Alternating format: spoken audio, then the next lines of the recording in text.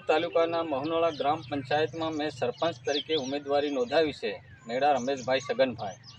મારા વહાલા મતદાર ભાઈ બહેનો ને ખાસ નમ્ર વિનંતી કે મને એકવાર બહુમતીથી સરપંચ તરીકે ચૂંટી લાવશો તો હું ગરીબોનું કામ કરવા રાજી છું. અને હું આગળ બી સરપંચની સત્તામાં નહીં હતો ત્યારે બી મેં બસની સેવા ચાલુ કરાવી છે. મૌનાળા ભૂતપુર સુધી મેં બસની સેવા ચાલુ કરાવી અને ઘણા ગરીબ ભાઈ બહેનોનો રેશન કાર્ડનું કામ બી મેં કર્યું છે. તો મારા વહાલા મતદાર ભાઈ બહેનો મને એકવાર બહુમતીથી સરપંચ તરીકે ચૂંટી લાવશો તો ગરીબોનું કામ હું બહુ રાજી ખુશીથી કરીશ. અને તમને એકવાર મને 5 વર્ષ ખાલી સરપંચ તરીકે ચૂંટી લાવશો તો કેટલું પરિવર્તન થશે એ તમારે ખાલી 5 વર્ષમાં તમે મને વોટ આપો તો 5 વર્ષમાં તમને ખબર પડશે કે મારી કામગીરી કેવી છે. અને હું ગરીબોનું જ કામ કરીશ.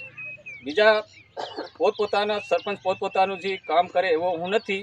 હું ગરીબોનું કામ કરવા રાજી છું. તો એકવાર મને સરપંચ તરીકે બહુમતીથી ચૂંટી લાવો એવી મારી વહાલા મતદાર ભાઈ બહેનોને નમ્ર વિનંતી છે.